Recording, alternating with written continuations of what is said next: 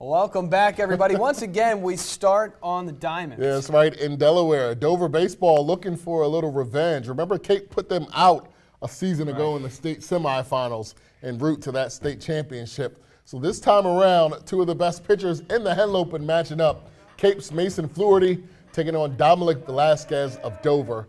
And remember, both pitchers dealing in this game. Velasquez getting started, throwing a little cheese right there is what I would call that. But check out the Cape southpaw getting things done himself, blowing the fastball by his man. This game would be quiet offensively. The Vikings would strike first, wild pitch, and Grant Evans coming around to score. The Vikings take a 1-0 lead. All right, so fast forward, top 7, Dover would rally behind a game-tying RBI single from Samuel Courtney to left field, and then Dover going to the bench.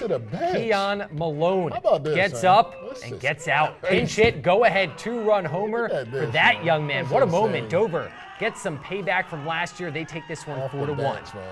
Yeah, we've had this circuit on the calendar since we lost to them in the semifinals, and it's good to come out here and win. I mean, I was getting ahead with the fastball, pounding the zone, trusting my defense, and just getting ahead and finishing. A complete game, 9 strikeouts, but not so bad when a guy can come off the bench and crank one like that. Yeah, how about that? You get two of the best pitchers, obviously, in the Henlopen, like I said.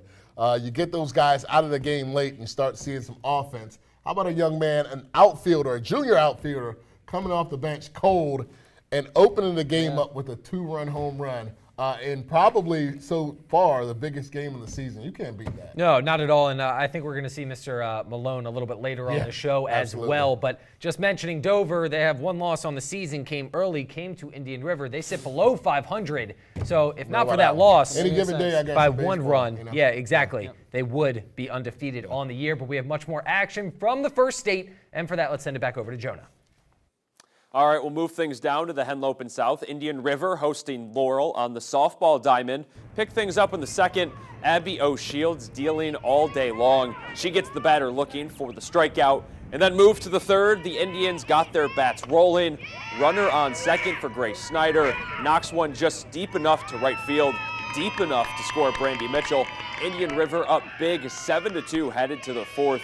And they would continue to pile it on from there. Samantha Derrickson with the single into left. Mitchell again would score for the Indians. So let's move to the fifth. O'Shields finishing things off with another strikeout. Indian River with their 5th win in a row, downing Laurel 13-2. Laurel is someone that we always want to beat. It's just something that we do. So we just came out and we wanted it so bad, and throughout the game we wanted it even more and more. And the more we got, the more we wanted to get done with the game earlier. So.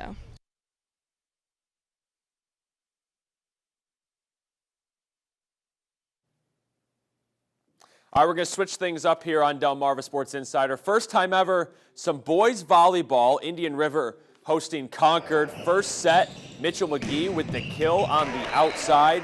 And then it's the freshman, Carson Barnes, the coach's son. Fast hands straight up and down in the middle for the point. IR getting it done at the net on the defensive side as well. Nice dig by the Raiders, but the Barnes brothers, Michael and Carson, on the defensive, waiting at the net for the block, and eventually the point. Indians would take the 2-set lead and would look to close the door in the third. Concord having to send it over, but Michael Barnes just taps it back over. Pretty simple, just like that. And you sense a common theme in this highlight. The elder Barnes here. Indian River still undefeated at 8-0 with the 3-game sweep.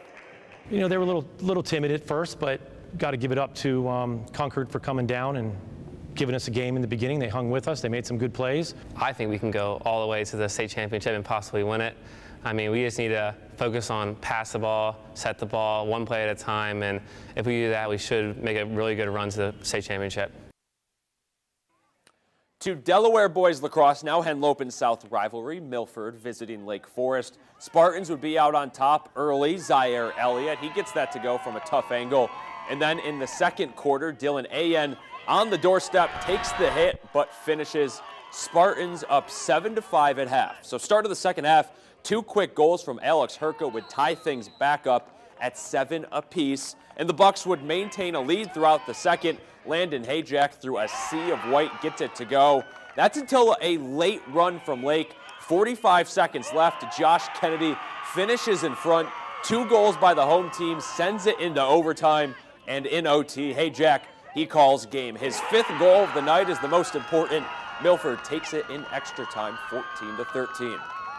So over to Lewis, Cape Henlopen girls lacrosse hosting Polytech. All Vikings early, specifically Emily Monagle. She put together a hat trick in the first 10 minutes, good enough for an early 5-0 lead.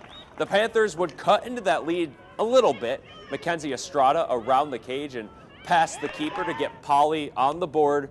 So into the first half, off the free position, Meredith Lockwood finds the open spot down low for her 3rd goal of the half to put Cape up 7.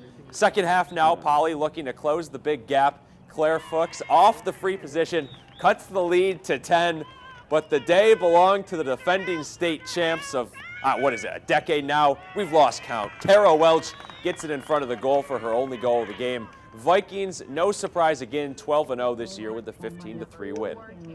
Yeah, in the second half we wanted to come out stronger than we did in the first half, because in the first half we were holding back a little bit, but in the second half I think we all came out stronger than we did. I think it's the start of us being really hyped for the state championship, because that's coming up after we win playoffs and all of that. Yeah, we try to not be selfish because we don't want just 2 people scoring all of our goals, because overall as a team we're all really good and skilled, so we can all score, so we like to keep it that way.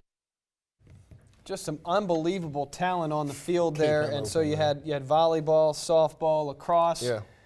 Thoughts on those? Yeah. How about IR boys volleyball? Just found out they had a volleyball team on Wednesday. Top team in the state. Yeah, and they could be vying for a state championship. That's pretty cool. Obviously, Cape Girls Lacrosse, when will it end? The rain just keeps on going. Yeah, and just want to mention IR as well, not to kind of, beat them down, this team, but they're on a 5-game win streak. They're outscoring their opponents 53-3 during that time. Yeah. That is amazing. Impressive. And it's coming at the right time of the year. Yes. So, yeah, 5 straight wins. They're 10-5 overall. Absolutely. Fun to watch play.